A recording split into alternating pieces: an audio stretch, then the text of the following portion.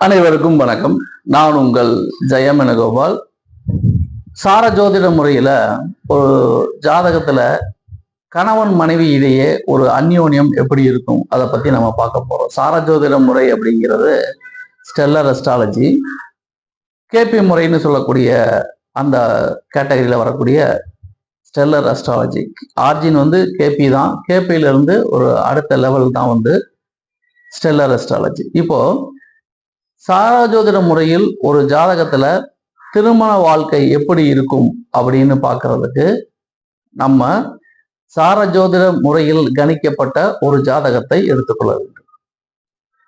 அந்த ஜாதகத்துல 7ஆம் பாவ என்னென்ன பாவங்களை தொடர்பு கொண்டிருக்குன்னு பார்க்கணும். 7ஆம் பாவம் 1, 3, 5, 7, 9 அப்படிங்கிற ஒற்றைப்படை பாவங்களை அந்த ஜாதகத்தில் தொடர்பு கொண்டிருந்தால் அந்த ஜாதகம் ஒரு ஆண் ஜாதகமோ அல்லது பெண் ஜாதகமோ.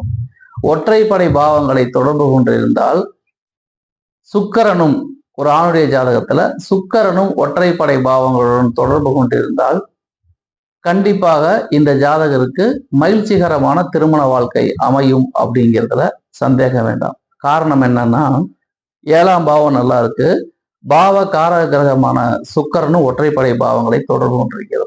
அப்போ இந்த ஒற்றைப்படை பாவங்கள் என்னன்னா அகம் சார்ந்த விஷயங்களுக்கு சப்போர்ட் பண்ணும். திருமணம்ங்கிறது அகம் சார்ந்த விஷயங்கள் தான்.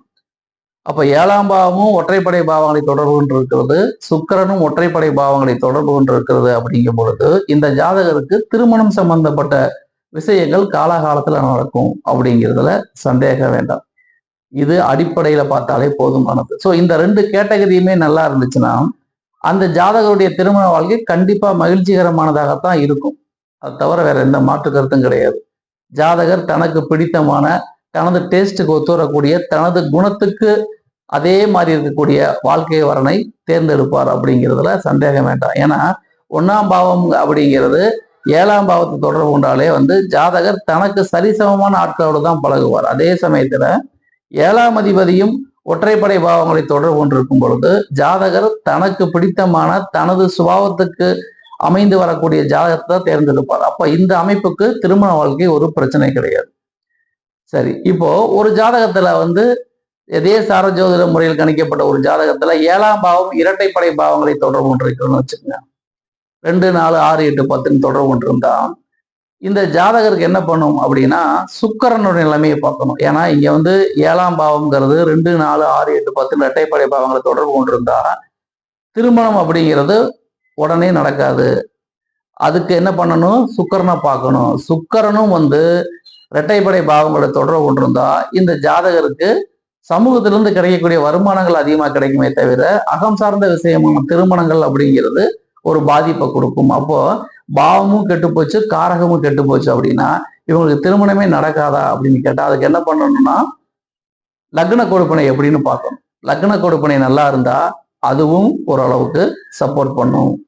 அது மாறாக கடைசியா பார்க்க போறது 9ஆம் பாவ கொடுப்பனை. அப்போ 9ஆம் பாவம் எப்படி இருக்கு? 9ஆம் பாவம் ரெட்டப்படை லக்னமும் ரெட்டப்படையா இருந்தா இந்த அமைப்புடைய ஜாதகருக்கு திருமணம் அப்படிங்கிறது ஒரு பிரச்சனைக்குரிய அம்சம். அப்போ சாரஜோதிட முறையில திருமணத்தை எப்படியெல்லாம் பார்க்கலாம் அப்படிங்கிறத ஒரு பொதுவான தகவல் தான்.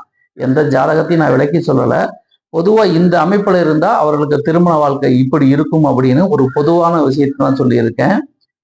இதை நிறைய பேசிக்கிட்டே போகலாம். இதே மாதிரி ஒவ்வொரு கிரகத்துக்கும் ஒவ்வொரு காரகத்துக்கும் நம்ம நிறைய பேசிக்கிட்டே போகலாம். இது ஒரு பொதுவான தகவல் தான்.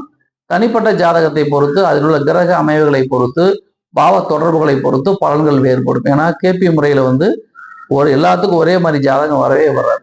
ஒவ்வொரு ஜாதகமும் தனித்தனி ஜாதகமே. அப்போ உங்க ஜாதகத்துல சம்பந்தப்பட்ட நபருடைய ஜாதகத்துல 7ஆம் பாவ கொடுப்பனை, லக்ன கொடுப்பனை, 9ஆம் பாவ கொடுப்பனை, பாவ கொடுப்பனை, கிரக கொடுப்பனை இதெல்லாம் பார்த்து அவங்களுக்கு திருமணம் எப்படி இருக்கும் அப்படிங்கிறத துல்லியமா சொல்லிடலாம். இவையாவும் பொதுவான பலன்களே. நன்றி, வணக்கம்.